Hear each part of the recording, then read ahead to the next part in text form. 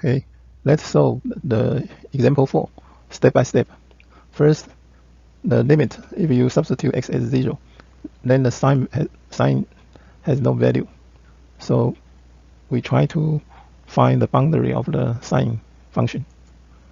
No matter how we change the x, for any x not equal to 0, if you put the value into here, then the sign value is between -1 to +1. So this is a good beginning.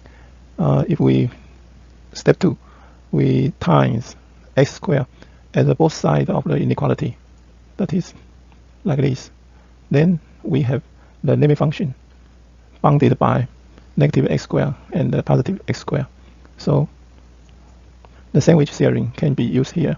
Why is that? Because -x squared and the +x squared, the limit are all 0 as x tends to 0. So we can use so both sides are, the limit value are 0. So false, the middle between the two functions, the limit will become 0. This is use the sandwich theorem or squeezing theorem.